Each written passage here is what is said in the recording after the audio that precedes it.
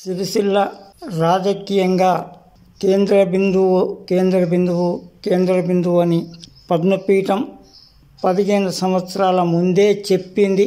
అప్పుడు ఇంకా తెలంగాణ రాలేదు. నేతన్నల పోరాటం సిరిసిల్ల పరిశ్రమ సమస్యల్లోనే ఉంది అనుకున్నప్పుడు ఎవరు కానీ సమస్యల్లో ఉన్నప్పుడు ఏ నాయకుడు మమ్మల్ని ఆదుకుంటాడు, ఏ నాయకుడు మా ఉనికిని కాపాడుతాడు, ఏ నాయకుడు మా పరిశ్రమకు అంటే శాశ్వత పరిష్కారాన్ని చూపగలుగుతాడు, ఏ నాయకుడు మాకు ఆ కనుసన్నల్లో ఉంటారు, మా వెంట నిలుస్తారు అని ఒక్క సిరిసిల్ల నేతన్నలే కాదు, తెలంగాణ రాష్ట్ర నేతన్నలు ఆశపడడం తప్పులేదు, ఆలోచించడంలో తప్పులేదు. కానీ ఇక్కడ సమస్య రాజకీయంతో ముడిపడి ఉంది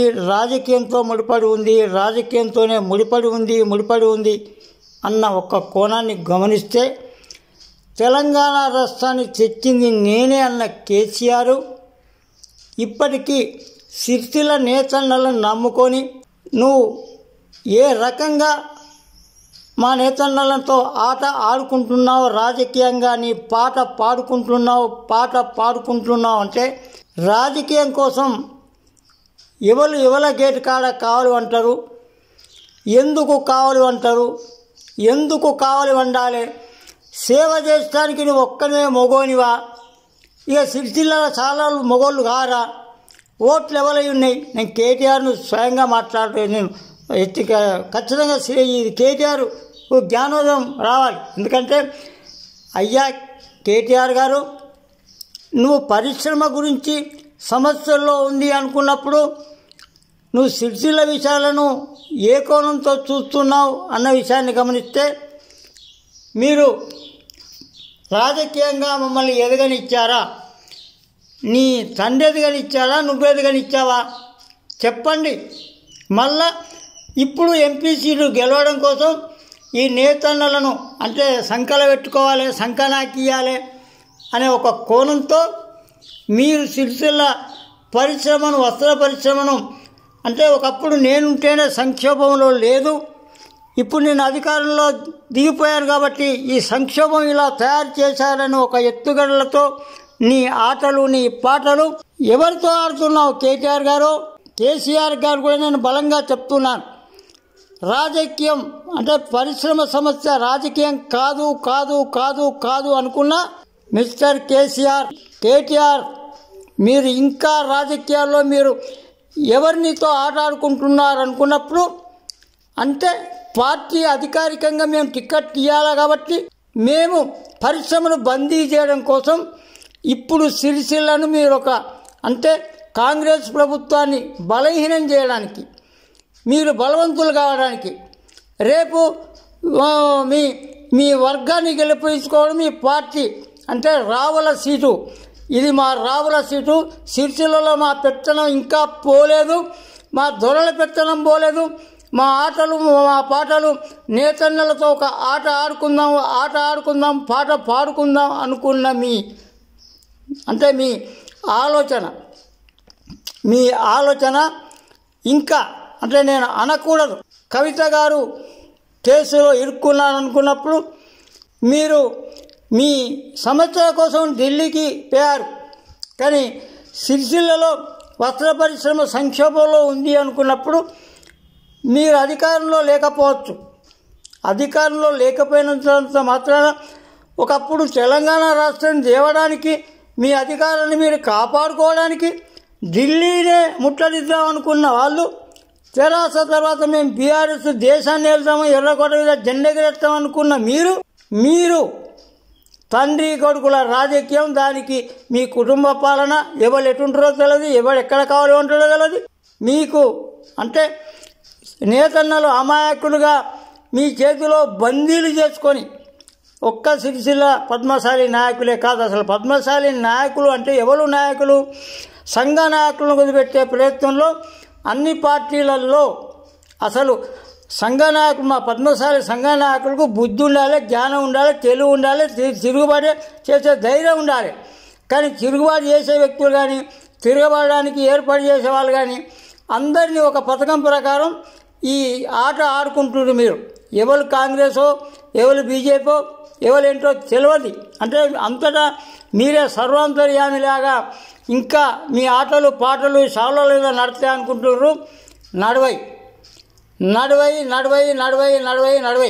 వినోద్ కుమార్కు టికెట్ ఇచ్చారు అనుకున్నప్పుడు అంటే ఇక్కడ మీకు మేము ఓట్లు వేద్దాం అనుకుంటున్నారా? సిరిసిల్ల ఓట్లు ఏ రకంగానో పార్లమెంటు సీటు బండి సంజయ్కు రావద్దు, కాంగ్రెస్కు రావద్దు, మాకు మాత్రమే రావాలని చెప్పి మీరు కుదబెట్టుకున్నారంటే మేము తెలివి తక్కువలం కాదు.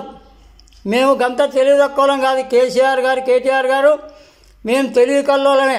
ఒక్కరి చాలు తెలివి మీ మీద ప్రదర్శించడానికి మీ బలం ఏదో బాగా బలం ఉందనుకుంటున్నారు. మీలాంటి వాళ్ళు తెలివి కల్లోలు మమ్మల్ని మీరు అంచివేయడానికి పైసలతో డబ్బులతో ఓట్లు కొందామని మీరు అనుకుంటే అది మీ బుద్ధి తక్కువతనం, మీ అవివేకం, ఆలోచన లేనితనం. మీరు తెలివి ఉంటే కేసీఆర్ గారు కేటీఆర్ గారు తండ్రి కొడుకులారా మీరు ఇప్పటికీ మీ రాజకీయం మీ మునిగే పడవ మునుగుతుందా, రేపు తెలుగుతుందా, లేకపోతే మేము ఏమంటున్నారో ఒక ప్రచారం, ఎవరితో ఏం ప్రచారం ఎప్పుడు చేస్తారో అది మీ అవసరాల కోసం ఎన్ని ప్రచారాలు చేస్తారు, ఎవరైనా ముందుకు తీసుకొస్తారు వెనుకకు తీసుకొస్తారు, ఆ వాతావరణం మీకు ఎత్తుగడలు మీకు బాగా తెలుసు. మెదక్ సిటీలో నరేంద్రనాథ్ అనే వ్యక్తి మీరు పార్టీ పెట్టకముందు పార్టీ పెట్టాక విజయశాంతి మీద మెదక్ నుండి పార్లమెంటుకు పోటీ చేశాడా? ఇది నిజమా అబద్ధమా? అప్పుడు 7,000 ఓట్లతో మా నరేంద్రనాథ్ ఓడిపోవడం అంటే అప్పుడు గాలిలో అతను అప్పుడున్న వాతావరణానికి ఓడిపోయాడు. అది ఓడిపోయినట్టు కాదు. మా నరేంద్రనాథ్ ఓడిపోలే, గెలిచాడు. మళ్ళీ నెక్స్ట్ పీరియడ్ 5 ఏళ్ల తర్వాత ఎవరి మీద పోటీ చేశాడు? కేసీఆర్ గారి మీద పోటీ చేశాడు, కాంగ్రెస్ టికెట్ మీద. మరి ఇప్పుడు మీరు మునిగే పడవనా తేలే పడవనా, మీరు ఎప్పుడు ఏ రాజకీయం చేస్తారు అని నేను అన్నారు. సమస్య రాజకీయం చేయడంలో మీరు ఏసాలు ఎత్తురు కావచ్చు. మా నరేంద్రనాథ్కు మీరు ఇప్పుడు ఎవరికి టికెట్ ఇచ్చారు? బీఆర్ఎస్ టికెట్ అక్కడ ఎవరికి ఇస్తా అనుకున్నారు? అంటే మేము పిచ్చకుంటున్నామా? మాకు రాజకీయం తెలియదు అనుకుంటున్నారా? లేకపోతే మేము మీ దగ్గర మీకు గేట్ కాడ కావాలి అంటా అనుకున్నారా? మరి మీ దగ్గర ఇన్ని రోజులు కావాలి అన్న నరేంద్రనాథ్ ఇప్పుడు ప్రధాన కార్యదర్శి ఆర్గనైజేషన్లో పోస్ట్లో ఉన్నాడు కదా, ఉన్నాడా? మీరు పద్మశాలిల ప్రధాన శత్రువులు అని చెప్పి ఖచ్చితంగా ఎందుకు చెప్తున్నానంటే వినుండి, మీరు చెవులుంటే. మీరు ఆర్ సత్యనారాయణ ఎందుకు సీటుగా మీ అవసరాల కోసం రాజీనామా చేయించి మరి ఆయనకు టికెట్ మరి ఎందుకు ఇవ్వలేదు? ఇప్పుడు ఎందుకు ఇవ్వద్దు ఎంపీ సీటు? ఇద్దరు మెదక్ నుంచి వెళ్ళి పోటీ చేసే దమ్మున్న నాయకులు సొమ్మున్న నాయకులు ఉన్నారు కదా. మీ డ్రామాలా, మీ ససంగాలా, మీ ఏషాలు, మీ మోసాలు, మీరు ఎవరు పొత్తులో ఉన్నారని నేను కాంగ్రెస్ కూడా నేను కొన్ని విషయాల్లో వ్యతిరేకిస్తాను. ఇక్కడ ఏ పార్టీ మాకు సుష్టం కాదు, మేము వాళ్ళ దగ్గర కావాలి అన్నాం. కొందరు మా నాయకులు అంటారు, అది వాళ్ళ అవసరాల కోసం ఎందుకు అంటారో, వాళ్ళు ఎందుకు వండనిస్తారో అదొక ఆ రాజకీయమైన దుర్మార్గమైన ఆలోచనలో ఎవరో పంటారు కావచ్చు. కానీ పద్మపీఠం పొలిటికల్ ఆర్గనైజేషన్ ఎవరి దగ్గర పండదు అంటున్నా. ఏ రకంగానైనా వండది, పైసల కోసం వండది, అధికారం కోసం వండది, అధికారం కోసం ఏ నాయకుని దగ్గర వండది. పార్లమెంటు సీట్ ఇప్పటికీ మేము ఏమంటున్నా, జీవన్ రెడ్డి గారు రమణకు ఎమ్మెల్సీ, వాళ్ళు గతంలో ఎమ్మెల్సీలు. ఈ విషయం ఇక్కడ సందర్భంలో మాట్లాడాలనుకుంటే సంవత్సర రాజకీయంతో ముడిపడి ఉంది. సిరిసిల్ల రాజకీయంగా కేంద్ర బిందువు అని చెప్పాను.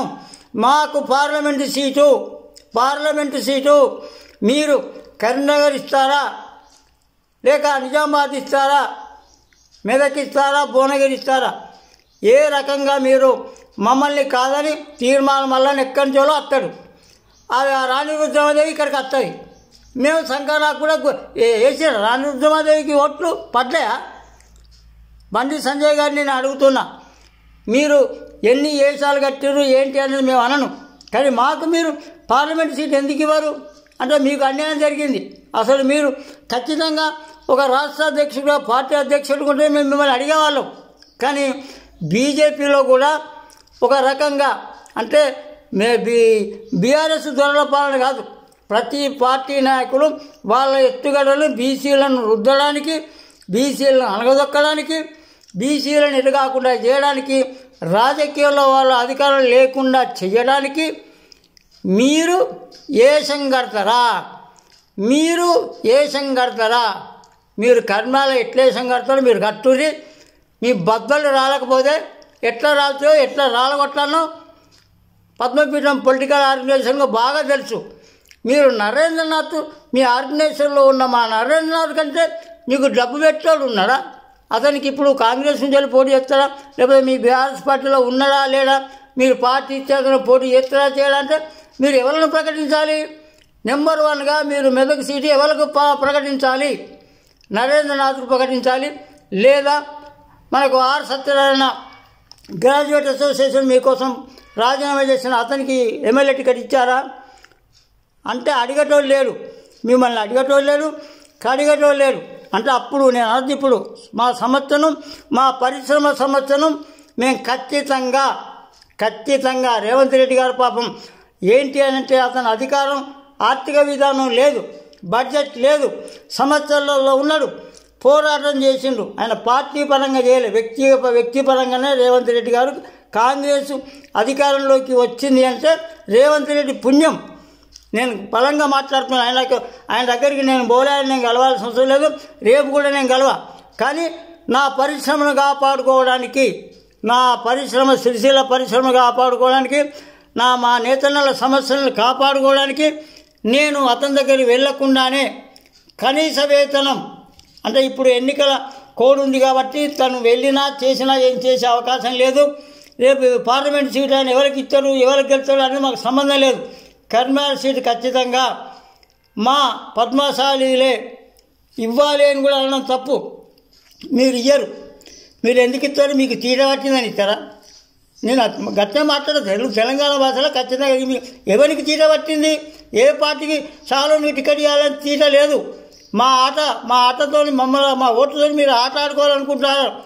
ఎవరు కూడా అధికార పార్టీ కావచ్చు, మీరు బీజేపీ పార్టీ కావచ్చు, బీఆర్ఎస్ కావచ్చు, ప్రధానంగా 3 పార్టీల ప్రస్తుతం కనిపిస్తున్నాయి. కాబట్టి మీ ఆటలు పాటలు కర్నూలు పార్లమెంట్ మీద కానీ ఖచ్చితంగా మీరు మమ్మల్ని ఏదో ఓట్లు కొందాం, రాజకీయం దొబ్బుదాం అంటే ఖచ్చితంగా మీ పార్టీ నాయకుని ఓడిచ్చి తీర్చాం. మీరు అందరితో కుల నాయకులతో పెట్టుకునే వేరు, మీరు కుక్కల భాస్కర్తో పద్మపీఠంతో పెట్టుకునే వేరు. నేను వ్యక్తిగతంగా చెప్తున్నా, కులం గురించి పక్కన పెట్టండి. కులం ఆ ఓట్లు కొంటారా అమ్ముతారంటే కుల నాయకులు మీ దగ్గర కుదవట్లేదు కాబట్టి మీరు డ్రామాలు ఆడుతుండ్రు. మేము కూడా డ్రామాలు ఆడం. భాస్కర్ ఒక్కడే ఉంటాడు, పద్మపీఠం పొలిటికల్ ఆర్గనైజేషన్ అనుకున్నప్పుడు మీరు తీర్మాన మల్లన్నకు టికెట్ ఇస్తారు. తీర్మాన మల్లన్న టికెట్ కర్మారకు వచ్చి పోటీ చేస్తే మేము గుద్దుదాం అనుకుంటున్నారా కాంగ్రెస్ నాయకులారా? జీవన్ రెడ్డిని కూడా అధికారంలో అతను ఎమ్మెల్సీగా ఉన్నప్పుడు మరి కోరుట్ల యుద్ధం మేము పెట్టినప్పుడు మరి మా కోరుట్లో సీటు అప్పుడు ఇచ్చిండ్రా? ఇక్కడ 3 మా సార్లలో నమ్ముకున్న మా ఓట్లతోనే మీరు గెలిచిండ్రు. ఖబర్దార్. మీరు కోరుట్లో గెలిచిన నాయకులు ఎవరు? దొర. జగిత్యాలలో ఏ దొర గెలిచిండు? సిరిసిల్లలో ఏ దొర గెలిచిండు? హుజూరాబాద్లో ఏ దొర గెలిచిండు? ఈటెల రాజేందర్ ఓడిపోవడానికి కారణం ఎవరు? పద్మశాలీలు కాదా? పద్మశాలీలు ఓట్లు కావా అని ఖచ్చితంగా అంటున్నాం. ఏ నాయకుడు కూడా మాకు నిజామాబాద్ బీజేపీ టికెట్ ఖచ్చితంగా ఇవ్వాలి. మీరు ఓడిపోయిన ఎమ్మెల్యేగా అరవింద్ ఓడిపోయినాక మళ్ళీ టికెట్ ఇస్తారు. ఏమనంటే గతంలో మేము చేసాం, మీరు ఏం చేసిండు మాకు అనవసరం. ఆయన బీసీ బిడ్డ లేకపోతే బండి సంజయ్ బీసా మాకు అనవసరం. మాకు ఒక సీటు 17 సీట్లలో 1 సీటు మీరు ఎందుకు ఇయ్యరు? ఏ పార్టీనైనా, నేను బీజేపీ పార్టీని అడుగుతున్నా, కాంగ్రెస్ పార్టీని అడుగుతున్నా, ప్లస్ మన బీఆర్ఎస్ కూడా. మాది మునిగే పడవనే, కానీ మునిగే పడవలో ఎక్కితే మా అదృష్టం కలిసి ఇచ్చే అవకాశం. మీరు కేసీఆర్కు జాతకం మంచిగా లేకపోవచ్చు, మా ఓట్లు, మా పద్మశాల ఓట్ల జాతకాలు మంచిగానే ఉన్నాయి. మా బీసీ వర్గం మాకు సపోర్ట్ చేస్తుంది. చేయదని మీరు అనుకుంటే పొరపాటు. పోరాటంలో ఎప్పుడు ఒక్కడే ఉంటాడు. ఆ ఒక్కని తర్వాతనే అందరూ వస్తారని చెప్పి మీరు గమనించండి. గమనించకపోతే బీఆర్ఎస్ బీజేపీతో పొత్తు కలుస్తుందా? బీజేపీ కాంగ్రెస్తో పొత్తు కలుస్తుందా? ఎవరి కింద ఎవడుంటాడు, ఎవరి మీద ఎవడు అంటే మీరు ఏం చూస్తున్నారు? ఒక చరిత్ర, పద్మశాలీలు ఒక చరిత్రను సృష్టిస్తారు, చరిత్రను తిరగరాస్తారు. కరీంనగర్ సీటు, మెదక్ సీటు, నిజామాబాద్ సీట్లో మేమే గెలుస్తాం. మేము గెలవకపోవచ్చు, మీ అధికార పార్టీ కావచ్చు, లేకపోతే కేంద్రంలో ఉన్న మరో బీజేపీ పార్టీ కావచ్చు, మరో ఓడిపోయిన బీఆర్ఎస్ పార్టీ కావచ్చు. మమ్మల్ని మీరు గుర్తించే తీరుగా గుర్తించకపోతే, మా నిష్పత్తి ప్రకారం ఒక్క సీటు కూడా మీరు ఇవ్వకపోతే మీరు 3-4 సీట్లు సంక నాకే పోతాయి అంటున్నా. మీరు జాగ్రత్తగా వినండి. మీరు మాకు సీటు ఇవ్వాల్సిన అవసరం లేదు. మీ గేటు కాడ మేము కావాలి అన్నాం. మేము ఎలా గెలుస్తామో దానికి ఒక విధానపరమైన ఆలోచనలో పద్మశాలీలు కోరుట్ల యుద్ధం కాదు, మరో యుద్ధం పెట్టాం. నిశ్శబ్ద పోరాటంలో మీ ఏ పార్టీనైనా మాకు టిక్కెట్ ఇవ్వని, మమ్మల్ని గుర్తించని అధికార పార్టీ కావచ్చు, కేంద్ర అధికార పార్టీ కావచ్చు, మరో పార్టీ ఓడిపోయిన పార్టీ కావచ్చు, మాకు పార్టీ టికెట్ మీరు ఇస్తేనే సంతోషం, లేకపోతే మీకు సంతాపం తప్పది అన్న విషయాన్ని నేను ఖచ్చితంగా నేను చెప్తున్నాను. నాకు ఏ పార్టీ మీద కోపం లేదు. నా వ్యవస్థను నేను కాపాడుకోవాలి, నా పరిశ్రమను నేను కాపాడుకోవాలి. నా పరిశ్రమ రాష్ట్రంలో కాపాడుకోవడం కోసం ఏమైనా చేస్తాను, ఎవరినైనా ఎదిరిస్తాను. అవసరం అనుకుంటే బెదిరిస్తాను. కర్నూలు పార్లమెంటు సీటు కానీ, నిజామాబాద్ పార్లమెంటు సీటు కానీ మీరు కాంగ్రెస్ జమరెడ్డి గెలుస్తాడని అనుకుంటుంది పొరపాటు. ఇక్కడ ప్రవీణ్ కుమార్ రెడ్డి గెలుస్తాడని మీరు అనుకుంటే మీరు రెడ్లు. అప్పుడు రావుల పాలన, ఇప్పుడు రెడ్ల పాలన. నాకు జీవరెడ్డి గారి మీద కోపం లేదు. అంటే మీకు అధికారంగా ఎమ్మెల్సీ ఉన్నప్పుడు మళ్ళీ అతను తీసుకొని పెడతారు. అంటే మేము మళ్ళీ ఆయనకే ఓట్లు వేయాలి. అంత పిచ్చోళ్ళం కాదు. అధికారం ఉన్నోళ్ళకి కాదు, అధికారం లేని వాళ్ళ గురించి ఆలోచన చేయండి, కొత్త వాళ్ళ గురించి ఆలోచన చేయండి. ప్రతి సంవత్సరం రాజకీయంగా ఆలోచన చేస్తే ఏం జరుగుతుంది. దానికోసం మేము ప్రిపేర్గా ఉన్నాం. మీరు ఏ రకమైన ఆలోచన చేస్తారో చేయండి. మాకు ఏ పార్టీ మీద కోపం లేదు. మాకు కర్నూలు పార్లమెంటు సీటు ఇప్పటికి కూడా మీరు తీర్మానం మల్లన్న, ఆ మల్లన్న, ఈ మల్లన్న అని ఒక డ్రామాలు ఆడుతున్నారు. మీ డ్రామాలు పద్మపీఠం పొలిటికల్ ఆర్గనైజేషన్ దగ్గర పద్మశాలీలు మిమ్మల్ని నమ్ముతారో కానీ పద్మపీఠం పొలిటికల్ ఆర్గనైజేషన్ ఏ నాయకుడిని నమ్మదు, ఏ పార్టీ నమ్మదు. తగిన ఎత్తుగడలతో మేము ముందుకు వస్తాం. అగ్గి కాదు ఉప్పురం పుట్టిస్తాం, సునామీ పుట్టిస్తాం, ఏం చేయాలనో చేసే తీరుతామని చెప్పి జై మార్కండేయ, జై పద్మశాలి, జై మార్కండేయ, జై తెలంగాణ, జై తెలంగాణ.